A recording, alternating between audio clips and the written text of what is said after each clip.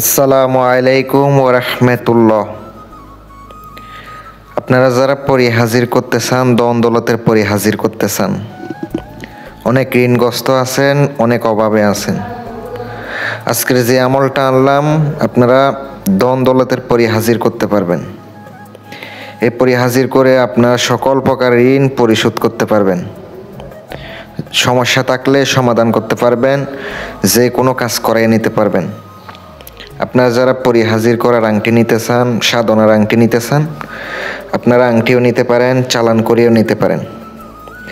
আর যারা আছেন অনেক আমল করছেন কিন্তু রুহানি শক্তির আমল ছাড়া হাজির করতে পারতেছেন না, সাধনার আংটি, রুহানি শক্তির আংটি নিয়ে আপনারা হাজির করতে পারবেন। এগুলো নামের উপর তৈরি করা হয়। আপনাদেরকে আমলের জন্য কি কি করতে হবে? জালালি জামিলি পরহেজ করতে হবে, শরীর বন্ধ করতে হবে।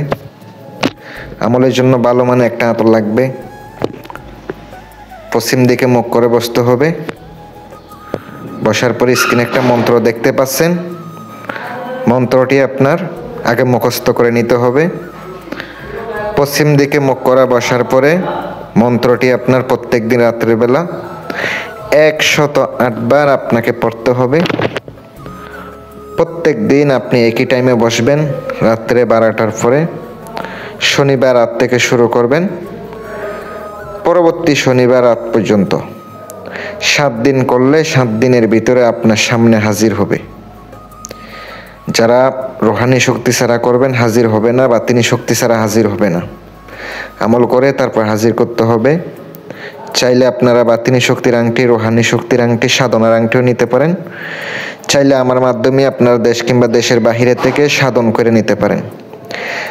7 দিনের ভিতরে দন দৌলত পরি হাজির হবে। আপনাকে শর্ত দিবে, ওই শর্ত সাপেক্ষে আপনি তাহার সাথে বন্ধুত্ব করে রাখতে পারবেন, হাজির করতে পারবেন।